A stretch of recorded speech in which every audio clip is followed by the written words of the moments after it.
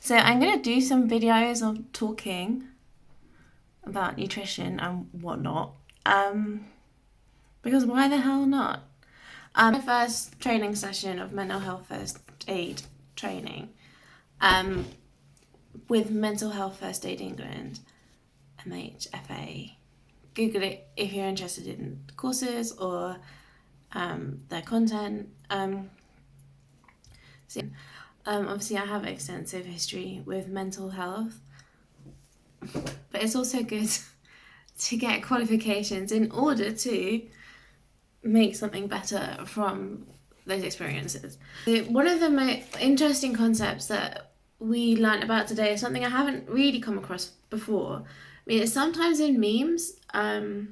So the saying, "You can't pour from an empty cup." I love that saying. Firm favourite. So it is, I forgot what it's called now. Let me find out what it's called. Oh, here we go, found it. Your stress container. So the triangle is your container for stress, and that's how much stress you can contain or slash manage. So some people naturally have a smaller container like this, and some people have a bigger container like this. And the size of your container for stress to pour in depends on a lot of things. So like your genetics, your early life experiences, your coping mechanisms, your support networks, and the usual stresses of life flow into there like a tap. So you've got bereavement, money, work. So the size of your sink varies, and if you've got good healthy coping mechanisms, you've got a plug in your sink, or it's a drain, isn't it? A drain.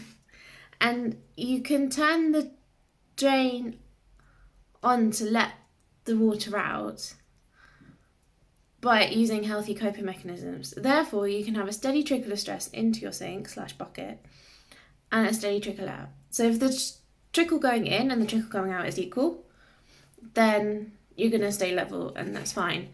If you have so much stress and filling in, pouring in, boop, boop, boop, boop, boop, boop, and then you have unhealthy coping mechanisms, it's like a plug, so it can't come out. So it just starts overflowing, right? Maybe you have that emergency whole thing, but maybe you don't. And then it's still trickling in, same rate, maybe even faster because you're more stressed, more things are going on. And what's it going to do? It's going to overflow. And unhealthy coping mechanisms that will act as the plug would be something like excessive drinking or using drugs or emotional eating or excessive exercise. Very valid one, very common in this Instagram community.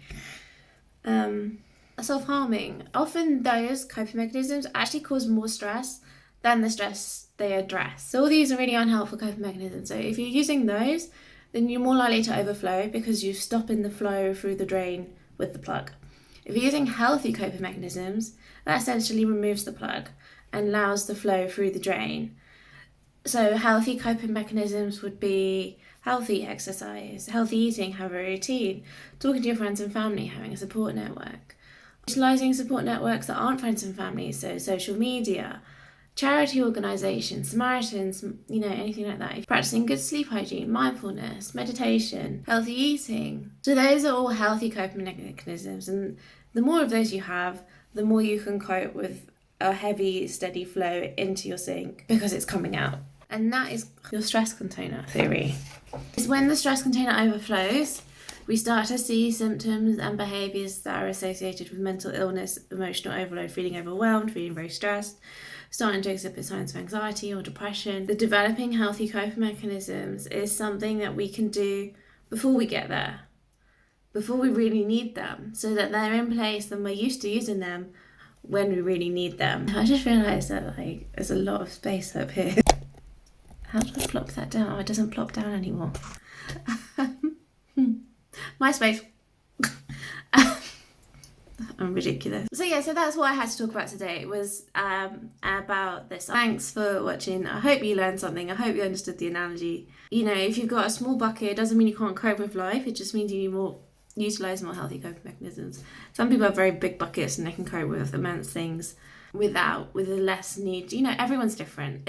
One is not better than the other. It's not good or bad. It's just trying to understand yourself, your bucket, your stresses, and your coping mechanisms, and how they fit into how you manage yourself to prevent mental illness development. If you've got any questions, just DM me, message me, ask in the comments.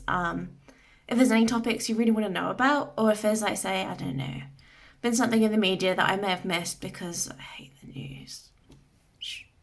Bye. Bye, bitch.